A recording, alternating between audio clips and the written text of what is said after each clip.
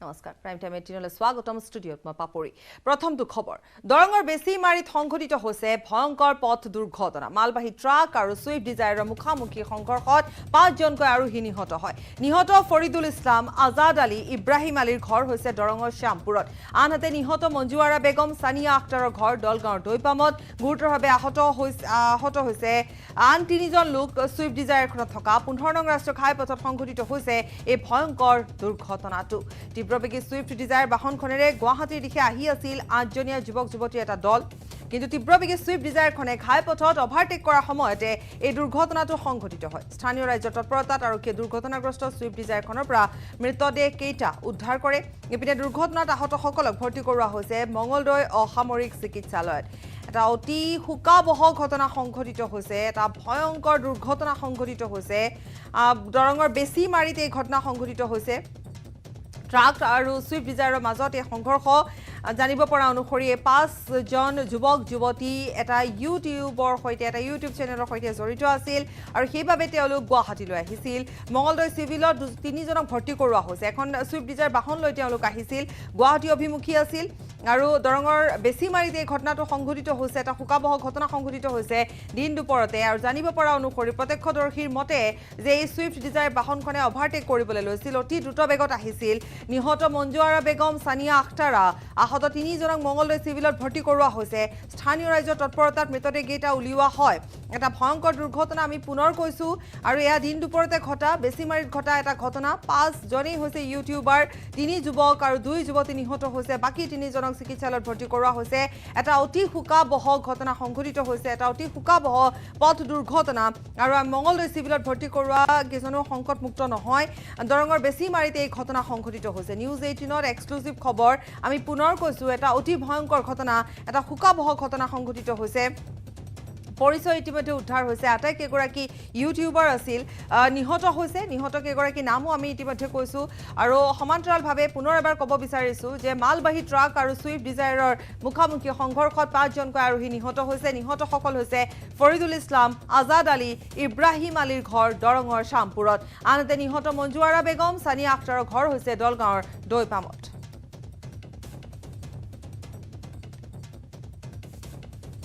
Swift Dzire Maruti Suzuki যিখন আছিলে এইটো লখিমপুৰ ৰেজিষ্ট্ৰেশ্যন আছে লখিমপুৰ ৰেজিষ্ট্ৰেশ্যনৰ গাড়ীখন তেজপুৰ ছাইডৰ পৰা আহি আছিলে আৰু এই গাড়ীখনত 8জন মানে ড্ৰাইভাৰ সৈতে 8জন আছিলে 8জনৰ ইতিমধ্যে 5জন মানে স্পট ডেড হৈছে আৰু 3জন বাচিছে মাৰুতিটো অভাৰটেক কৰি আৰু টাকৰ সন্মুখত মাৰি দিলে মুখামুখি সংগমত হ'ল তাৰপিছত মই দৌৰি আহি দেখোঁ যে ইয়াতে 5জনমান ডেড হৈছে আৰু এটা দুটামান জিন্দা আছে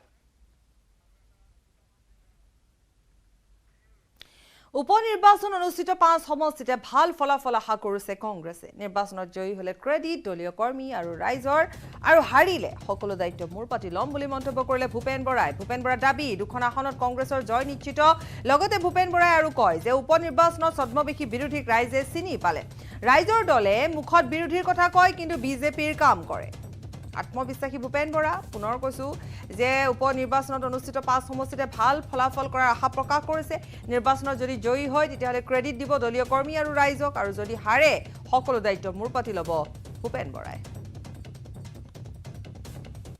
নিৰ্বাচনটো আমি আশা কৰিছিলো বিশেষকৈ মূল্যবৃদ্ধিয়ে ৰাইজক কিন্তু জ্বলাকলা খুৱাইছে আৰু এই চৰকাৰখনে বিভিন্ন ধৰণৰ প্ৰতিশ্ৰুতি দি ৰাজ্যখনক আৰ্থসামাজিক দিশত ভাৰতবৰ্ষৰ ভিতৰত এখন আগশাৰী ৰাষ্ট্ৰ হিচাপে প্ৰতিষ্ঠা কৰিব বুলি কৈ আজি আমি দেখিছোঁ যে যোৱা 4 মাহত 5,500 কোটি টকা লোন লৈ পেলাই চৰকাৰ চলিবলগীয়া হৈছে অসমৰ যুৱ প্ৰজন্মক চাকৰি বাকৰি দিম বুলি কৈ 25 লাখ চাকৰিৰ প্ৰতিশ্ৰুতি দিয়া চৰকাৰে আজি বিত্ত বিভাগে সিদ্ধান্ত লৈছে যে আহি থকা সময়ত এটাও চাকৰি তেওঁলোকে মুকলি কৰিব নোৱাৰে কাৰণ ৰাজভল উদং এই কথাখিনিৰ ক্ষেত্ৰত এই চৰকাৰখনক ভাল কাম কৰিবলৈ বাধ্য কৰা চাকৰি আৰু যিটো অসমত এটা ৰাজনৈতিক অপসংস্কৃতি এটা বিজুতীয়ভাৱে গঢ়ি উঠিছে এই অপসংস্কৃতিটো নাশ কৰিবৰ কাৰণে আমি এই নিৰ্বাচনত আমাক সমৰ্থন কৰিবৰ কাৰণে ৰাইজক আহ্বান জনাইছিলোঁ এতিয়া আমাৰ এতিয়ালৈকে যিবিলাক খবৰ আহিছে কিন্তু সঠিক খবৰ আমি পোৱা নাই তৃণমূল পৰ্যায়ৰ নেতা কৰ্মীসকলে 3টা সমষ্টিত আমাক কৈছে যে তুমুল প্ৰতিদ্বন্দ্বিতা হৈছে কংগ্ৰেছৰ লগত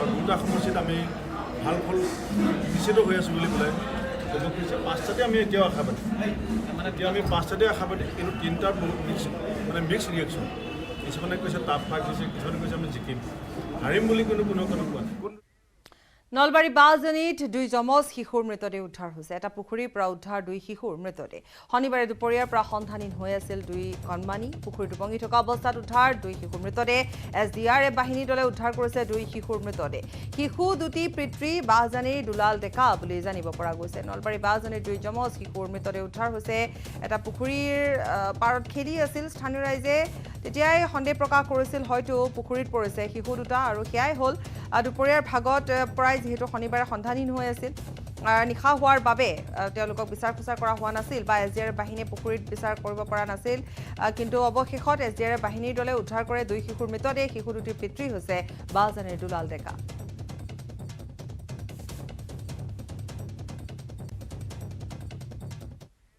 দুৰ্গা পূজা নিৰ্বাচনৰ পিছতে ৰাজ্যত হঠাৎ আগ্ৰাসী ৰূপ লৈছে কৰোনা ভাইৰাছে পাঠদান আৰম্ভ কৰাৰ পিছতে পুনৰ বন্ধ কৰিবলগীয়া হৈছে এইখনৰ পিছত শিক্ষণকৈ বিদ্যালয় কিয়নো কৰোনাত আক্ৰান্ত হৈছে কেইবাখনো শিক্ষানুষ্ঠানৰ গুৰু শিষ্য দুৰ্গা পূজা গ'ল উপনিৰ্বাচনো গ'ল ৰাজ্যত পুনৰ আহিল কৰোনাৰ ঢৌ কোভিডৰ চক্ৰবিহুত কেইবাখনো শিক্ষানুষ্ঠান আক্ৰান্ত অৰ্ধ শতাধিক গুৰু শিষ্য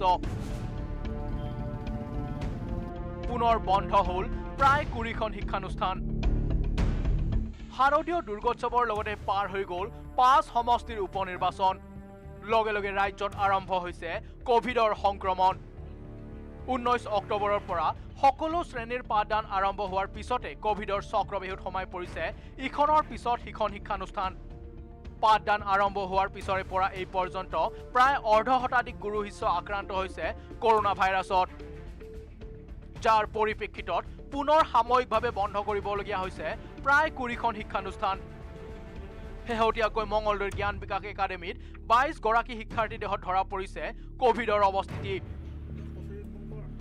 22 গৰাকী শিক্ষাৰ্থী কৰোনাত আক্ৰান্ত হোৱাৰ পিছতে 7 দিনলৈ বন্ধ কৰি দিয়া হৈছে শিক্ষানুষ্ঠানখন প্ৰায় 5 শতাধিক শিক্ষাৰ্থী থকা শিক্ষানুষ্ঠানখনত আক্ৰান্তৰ সংখ্যা বৃদ্ধি পোৱাৰ আশংকা কৰিছে বিদ্যালয় কৰ্তৃপক্ষই অৱশ্যে শিক্ষানুষ্ঠানখন চেনিটাইজ কৰাৰ ব্যৱস্থা কৰিছে ৰাজ্যৰ স্বাস্থ্য বিভাগে 157 ছাত্ৰ ছাত্ৰীক পৰীক্ষা কৰা হৈছিলে তাৰ আগৰ দিনাখনে এগৰাকী ছাত্ৰ আমাৰ কোভিড পজিটিভ পোৱা গৈছিলে তো লগে লগে আমি ইয়াক অৱগত কৰিছিলোঁ আৰু যোৱাকালি আমাৰ জিলা স্বাস্থ্য বিভাগৰ তৰফৰ পৰা এটা দল আহিছিলে আৰু 157 গৰাকী ছাত্ৰ ছাত্ৰীক কোভিড টেষ্ট কৰাইছিলে আৰু এই 157 জনৰ ভিতৰত 22 জনক পজিটিভ পোৱা গ'ল আৰু মানে ক'ব লাগিলে এইটো এটা বৰ দুখ খবৰ আসলতে শিক্ষা জগতৰ কাৰণে ছাত্ৰ ছাত্ৰীসকলৰ কাৰণে ইভিনে কোভিডৰ সংক্ৰমণ বৃদ্ধিক লৈ পুনৰ উদ্বিগ্ন হৈ পৰিছে কেন্দ্ৰীয় চৰকাৰ ইতিমধ্যে পশ্চিম বংগৰ লগতে অসমৰ মুখ্য সচিবলৈ পত্ৰ প্ৰেৰণ কৰিছে কেন্দ্ৰীয় স্বাস্থ্য মন্ত্ৰণালয়ে বিশেষকৈ বৰপেটা আৰু কামৰূপ মহানগৰত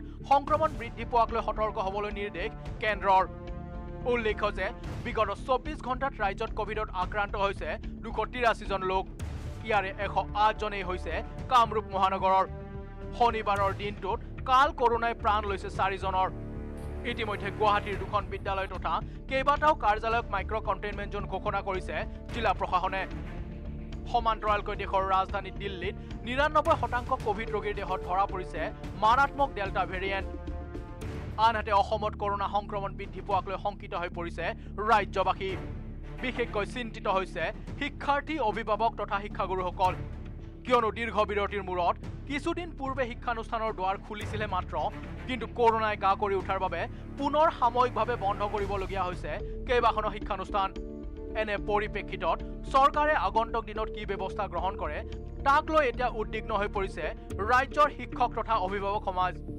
মঙলদৈৰ পৰা নৱজ্যোতিৰ মহন্তৰ সহযোগত news desk report news 18 Assam North east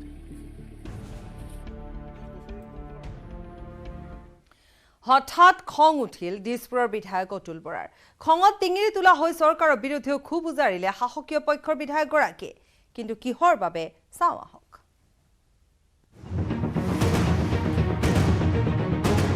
90% মিঠাতেল ভেজাল মই কৈ দিছোঁ বিৰোধী থকা চৰকাৰ ওলোটাই দিলেহেঁতেন। এতিয়া মই বাধ্যবাধকতাত পৰি মই মুখখন বন্ধ কৰি ৰাখিব লগা হৈছিল। হাৰ্ডৱেৰ দোকানী আৰু ড্ৰাগছ বেপাৰী একেই। ধৰি আনি পেলাই ড্ৰাগছৰ ব্যৱসায়ী নিচিনা এওঁলোককো লকাপত সোমাব লাগে।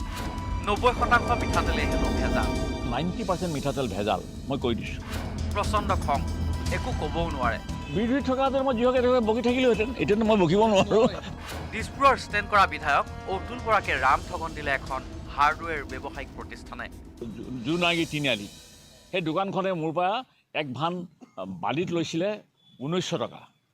কিন্তু মই নাছিলোঁ কাৰণে মই যেতিয়া মিস্ত্ৰীটোক আনিবলৈ পঠিয়ালোঁ, হাতীগড় চাৰিআলিত সি কিনিছে সেই একে বালি 1300 টকা।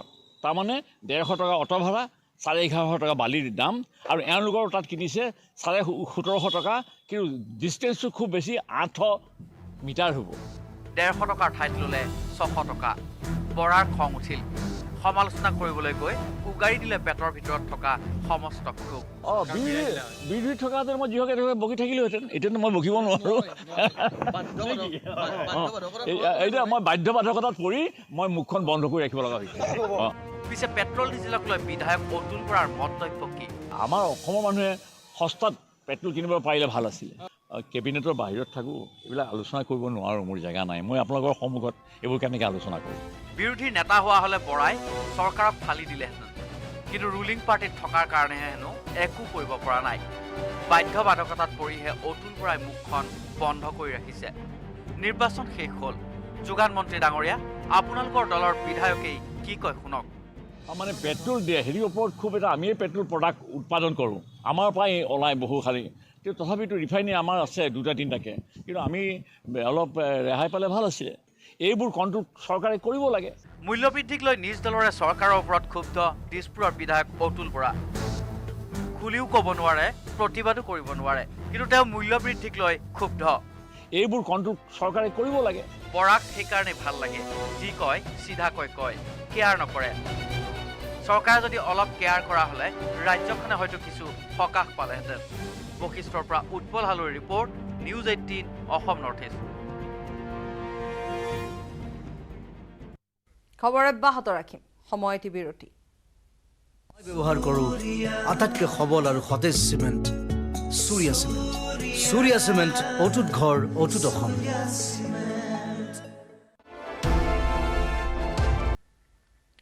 স্বাগতম বিৰতিৰ পাছত। জ্যোতিষীয়ে দিয়া সময়ত শনিবাৰে পত্নী কন্যাক লগত লৈ ভোট দিলে ভৱানীপুৰৰ বিজেপি মিত্ৰজোঁটৰ প্ৰাৰ্থী ফণীধৰ তালুকদাৰে। ভোটদান সমাপ্তিৰ পিছতে ক'লে, 2 মে'ত মই নাচিব পৰা নাছিলোঁ, এইবাৰ মই নাচিম। পিছে ফণীধৰ তালুকদাৰে নাচোতে কোনে বজাব ঢোল? ফণীধৰ তালুকদাৰে নাচিব, ঢোল বজাব জয়ন্ত মল্ল বৰুৱাই, পেঁপা বাদনত থাকিব ৰাতুল শৰ্মা। এইবাৰ মানে একদম ৰেডি হৈছোঁ। বিহু ডান্স মাৰিব লাগিব, ভাল গান গাব লাগিব, আৰু এটা উৎসাহ উদ্দীপনা এটা উৎসৱ পাতিব লাগিব। ঢোল আমাৰ জয়ন্ত এওঁহে জিতাইছে, গোটেই লিড কৰিছে এওঁ আৰু ৰাতুল শৰ্মা। গতিকে এওঁ ঢোল বজাব, ৰাতুল শৰ্মাই পেঁপা বজাব, মই ডেন্স কৰিম। শনিবাৰে অনুষ্ঠিত হৈ গ'ল ৰাজ্যৰ 5টাকৈ সমষ্টিৰ উপ নিৰ্বাচনৰ ভোটগ্ৰহণ। ভোটগ্ৰহণ সমাপ্ত হোৱাৰ পিছতেই বিজেপি নেতাৰ সদম্ভ ঘোষণা। জয়ী হ'ব 5টা সমষ্টিতেই বিজেপি মিত্ৰজোঁট। বিজেপি সভাপতি ভৱেশ কলিতাই ভোটগ্ৰহণৰ পিছতেই ভৱানীপুৰত ক'লে, 5 গ'ল দিলে বিজেপি মিত্ৰজোঁটে, কিন্তু গ'লকিপাৰ ডিফেণ্ডাৰ নেদেখিলে নিৰ্বাচনত। কেইটা গ'ল হ'ব? 5টা গ'লেই দিম। 5টা গ'ল। আমাৰ অপজিশ্যনৰ মই গ'লকিও দেখি নাপালোঁ, ডিফেন্সো দেখি নাপালোঁ। ভৱানীপুৰ সমষ্টিৰ তত্ত্বাৱধায়ক হিচাপে থকা নলবাৰীৰ বিধায়ক জয়ন্ত মল্ল বৰুৱাৰো প্ৰবল আত্মবিশ্বাস। জয়ন্ত মল্ল বৰুৱাই আনকি কৈয়ে পেলালে, কোন সমষ্টিত কিমান ভোটৰ ব্যৱধানত জয়ী হ'ব বিজেপি মিত্ৰজোঁটৰ প্ৰাৰ্থী। কিন্তু এইবাৰ আমাৰ বিশ্বাস যে 10 গুণ বেছি ভোটত, মানে 30,000 ভোটৰ ব্যৱধানত বিজয়ী হ'ম। থাওৰা আৰু মৰিয়নি এই 2টা সমষ্টিও আমি 20-25 হাজাৰ ভোটৰ ডিফাৰেঞ্চত জিকিম। গোসাইগাঁও সমষ্টিটোত হয়তো ব্যৱধান 10,000ৰ ভিতৰত থাকিব, কিন্তু বাকী গোটেইকেইটা সমষ্টিত 20,000ৰ ওপৰত থাকিব, তাত চিন্তা কৰিব লগা নাই। মুখ্যমন্ত্ৰীৰ ৰাষ্ট্ৰপতি সচিব জয়ন্ত মল্ল বৰুৱাৰ মতে অখিল গগৈ, লুৰিণজ্যোতি গগৈক হেনো সংবাদ মাধ্যমেহে জীয়াই ৰাখিছে।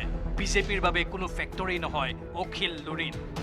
আনকি লুৰিণজ্যোতি গগৈৰ দৰে দুটা সমষ্টিত নিৰ্বাচন খেলি হৰা মানুহ জয়ন্ত মল্ল বৰুৱা নহয় বুলিও কটাক্ষ অজাপৰ সভাপতিক। পাব্লিকৰ মাজত কোনো ফেক্টৰ নহয়, মইতো দেখা নাই। যদি ফেক্টৰে হ'লহেঁতেন দুটা সমষ্টিত ইলেকশ্যন খেলি হাৰে নেকি? ফেক্টৰ মানুহেতো দুটা সমষ্টিত ইলেকশ্যন খেলিলে জিকিব লাগে। ৰাইজৰ দল, অসম জাতীয় পৰিষদ এইবিলাক চব একেই। আমাৰ ইয়াতে যিমান মানুহে কথা কৈ আছোঁ চবেই ইলেকশ্যন এবাৰ দুবাৰ তিনিবাৰকৈ হাৰাৰ ৰেকৰ্ডেই নাই। ইফালে ভৱানীপুৰ সমষ্টিৰ পৰা বিজেপিৰ হৈ প্ৰতিদ্বন্দ্বিতা কৰা ফণীধৰ তালুকদাৰে পুৱা 9 বজাত ভোটদান কৰিয়েই ক'লে সমষ্টিটোত অপ্ৰতিৰোধ্য তেওঁ। জ্যোতিষীয়ে দিয়া সময়তেই ভোট দি প্ৰবল আত্মবিশ্বাস দেখুৱালে ফণীধৰ তালুকদাৰৰ লগতে পত্নী আৰু জীয়ৰীয়েও। একদম কাৰেক্ট টাইমত দিছোঁ, কাৰেক্ট টাইমত দিছোঁ। জ্যোতিষী 8টা বা 9টাৰ ভিতৰত ভোট দিলে ভাল আৰু। আশা ৰাখিছোঁ ভৱানীপুৰ সমষ্টিত এবাৰ পদুম ফুল বেছিকৈ ফুলিব, লগাতকৈ বেছিকৈ আৰু। দেউতাই জিকা আমি সেইটোৱে বিচাৰোঁ আৰু পদুম ফুল ফুলিলে ভাল লাগিব এইটো সমষ্টিত। সময় এতিয়া এটা দিনৰ অপেক্ষা। বিজেপিৰ এই আত্মবিশ্বাস EVMৰ ৰিজাল্টত থাকে নে নাথাকে 2 নৱেম্বৰত হ'ব স্পষ্ট। কেমেৰাত প্ৰভাত সিঙৰ সহযোগত Raju Baruah, news 18 Assam North East. চুবুৰীয়া অৰুণাচলত 1 লাখ টকাত বিক্ৰী এটি 13 বছৰীয়া শিশুটিক উদ্ধাৰ কৰাৰ লগতে গ্ৰেপ্তাৰ কৰা হৈছে 3 অপৰাধীক। উদ্ধাৰ কৰা হৈছে নগদ ধন। মানৱ দেহ ব্যৱসায়ৰ মূল নায়িকাক বিচাৰি অভিযান অব্যাহত ৰাখিছে আৰক্ষীয়ে। 1 লাখ টকাত বিক্ৰী এগৰাকী কিশোৰীক। নাহৰলগুণত বিক্ৰী কৰা হৈছিল কিশোৰীক। তেজপুৰত সংঘটিত হৈছে এই ঘটনা। এগৰাকী 13 বছৰীয়া কিশোৰীক তেজপুৰৰ ভিতৰ পৰুৱাৰ বাসগৃহৰ পৰা ফুচুলাই নি বিক্ৰী কৰিছিল অৰুণাচলৰ নাহৰলগুণত। বিশ্বনাথৰ জিঞ্জিয়াৰ দম্পতি প্ৰবীণ খাণ্ডৱাল আৰু সুমি খাণ্ডৱালে কিশোৰীগৰাকীক নি অৰুণাচলৰ এগৰাকী নাৰী দেহ সৰবৰাহকাৰীৰ হাতত 1 লাখ টকাৰ বিনিময়ত গতাই দিছিল। কৌশলৰে ঘৰৰ পৰাই কিশোৰীগৰাকীক ফুচুলাই নিয়াৰ পিছত নাহৰলগুণৰ নাৰী দেহ সৰবৰাহকাৰী চক্ৰৰ মূল নায়িকাগৰাকীক চমজাই দিয়া হৈছিল। আৰু এই ঘটনাত সহায় কৰিছিল বিশ্বনাথৰ জিঞ্জিয়াৰ দুল বৰুৱা নামৰ লোকজনে। কেনেকৈ পলুৱাই দিছিল কিশোৰীগৰাকীক? তাৰপিছত 2 মাহ পৰা মই ছোৱালী বিচাৰি পোৱাই নাই। প্ৰথম আহিলে তোমাৰ যোনটো ছোৱালী এতিয়া যে কৈ পেলাই গ'ল, সি প্ৰথম আহিছে আমাৰ ঘৰত, আহি পেলাই সুধি আছে যে ক'ত আছে ক'ত নাই মোৰ পোৱালিটোক। মই ক'লোঁ তোক কিহৰ কাৰণে লাগে? তো সি কৈছে নাই তাৰ লগত কিবা কথা আছে। মই কৈছোঁ কি কথা আছে মোক ক, ডিটেইলি মোক ক'ব লাগে। তো সি কোৱা নাই। কোৱাৰ পিছত সিহঁতে দুটাই ওলাই পেলাই গৈছে। হয়। টকাৰ বাবে আনৰ কিশোৰীক ঘৰৰ পৰা ফুচুলাই দিছিল 3 অপৰাধীয়ে। অৰুণাচলৰ পৰা চলি থকা নাৰী দেহ চক্ৰটোৱে কিশোৰীগৰাকীক নাহৰলগুণত চমজাই দিয়াৰ পিছতে আন এজন লোকৰ হাতত তুলি দিয়া হৈছিল কিশোৰীগৰাকীক। সুমি খাণ্ডৱালে অপহৃতাক তেজপুৰৰ পৰা ঘৰৰ মানুহক নোকোৱাকৈ ফুচুলাই জিঞ্জিয়ালৈ লৈ যায়। জিঞ্জিয়াত তেখেতৰ স্বামীহঁতে লগ লাগি আৰু নৰ্থ জিঞ্জিয়াৰ দুলু বৰুৱা নামৰ এজন লোকক লগত প্ৰবীণ খাণ্ডৱালেহঁতে মিলি অপহৃতাক নি অৰুণাচলত 1 লাখ টকাত বিক্ৰী কৰে। ঘটনা সংক্ৰান্তত কিশোৰীগৰাকীৰ পিতৃয়ে তেজপুৰ মহাভৈৰৱ আৰক্ষী চকীত 2 মাহ পূৰ্বে দাখিল কৰা এজাহাৰৰ ভিত্তিত অভিযান চলাই জিঞ্জিয়া আৰক্ষীৰ সহযোগত গ্ৰেপ্তাৰ কৰে মানৱ সৰবৰাহকাৰীকেইটাক। আৰক্ষীৰ জেৰাত মুখ খুলিছে আটাইকেইটাই। আমিতো টিনা বাইদেউক দিছিলোঁ। কোন টিনা বাইদেউ ক'ৰ হয়? নাহৰলগুণৰ। কিমান টকা দিলে? 1 লাখ টকা। 1 লাখ টকাত বিক্ৰী কৰিছে? বিক্ৰী কৰা নাই, মান্থলি চিষ্টেমত দিছিলোঁ। 1 লাখ টকা এককালীন লৈছে? হয়। কি হিচাপে দিছিলে? তো আপোনাৰ 1 লাখ টকা শেষ হ'লে আকৌ ধৰক 1 লাখ টকা আনিলোহেঁতেন, তেনেকুৱা চিষ্টেম। কাম কৰা ছোৱালী হিচাপে নে বেলেগ? কাম বিচাৰি আছিলে। তাৰপিছত ই কৈছিলে কাম আছে তেনেকুৱা। তো মই ইয়াক ক'লোঁ ছোৱালী এটা আহিব কামত লগাই দিয়ে এনেকুৱা বুলি ক'লোঁ। পইচা 1 লাখ টকা দিছিলে, সেইটোৱে ভাগ হ'লোঁ। অভিযানকাৰী আৰক্ষীয়ে ধৃত 3 সৰবৰাহকাৰীক লগত লৈ নাহৰলগুণত বিক্ৰী কৰা এটা পৰিয়ালৰ পৰা কিশোৰীগৰাকীক উদ্ধাৰ কৰিবলৈ সক্ষম হয়। ইফালে আৰক্ষীয়ে ধৃত 3 সৰবৰাহকাৰীৰ কবলৰ পৰা কিশোৰীগৰাকীক বিক্ৰী কৰি পোৱা 1 লাখ টকাৰ 48,000 নগদ ধনো উদ্ধাৰ কৰিবলৈ সক্ষম হৈছে। চিন্তনীয় বিষয় হৈছে অৰুণাচলৰ নাৰী সৰবৰাহকাৰী চক্ৰৰ সৈতে অসমৰ একাংশ নাৰী সৰবৰাহকাৰীয়ে গোপনে চলাই গৈছে মানৱ সৰবৰাহ। তেজপুৰৰ পৰা হেমন্ত কুমাৰ নাথৰ report, news 18 Assam North east.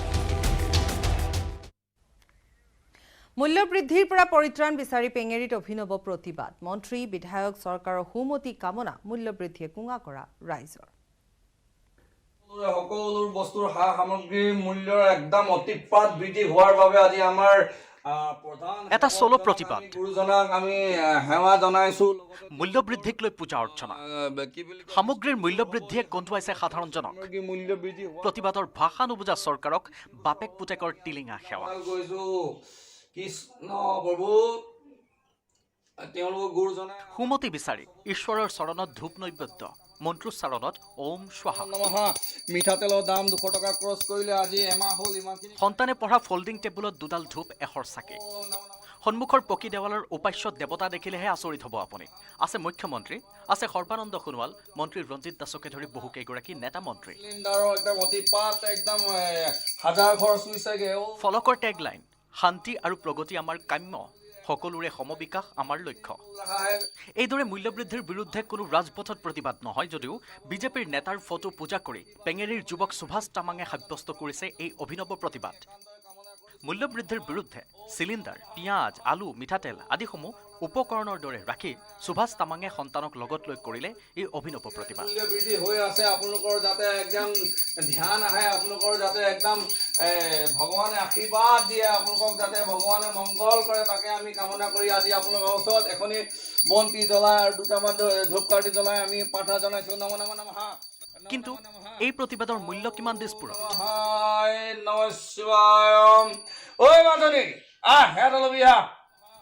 ডিগবৈৰ পৰা Rina Kakati Gogoi news 18 Assam North East একদম আমাৰ পেট্ৰলৰ পৰা লৈ দিনক দিনে মূল্য বৃদ্ধি হৈ আছে আপোনালোকৰ যাতে একদম ধ্যান আহে আপোনালোকৰ যাতে একদম ভগৱানে আশীৰ্বাদ দিয়ে আপোনালোকক যাতে ভগৱানে আৰু ব্ৰেকিং নিউজ এই মুহূৰ্তৰ জ্যেষ্ঠ সাংবাদিক বৰুণ দাসগুপ্তা আৰু নাই কলকাতাৰ এখন ব্যক্তিগত চিকিৎসালয়ত মৃত্যু হৈছে বৰুণ দাসগুপ্তাৰ মৃত্যুৰ সময়ত দাসগুপ্তাৰ বয়স আছিল 86 বছৰ দীৰ্ঘদিনে দ্য হিন্দু কাকতৰ গুৱাহাটীৰ বিশেষ প্ৰতিনিধি হিচাপে কৰ্মৰত হৈ সুদীৰ্ঘ সাংবাদিকতা জীৱনৰ সামৰণি মাৰিছিল বৰুণ দাসগুপ্তাই সাংবাদিক হিচাপে তেওঁ নতুন দিল্লী পাটনা কলকাতা আৰু গুৱাহাটীত আগবঢ়াইছিল সেৱা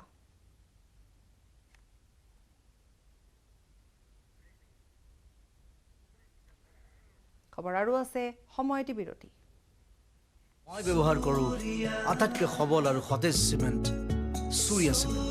সূৰ্যা চিমেণ্ট অটুট ঘৰ অটুট অসম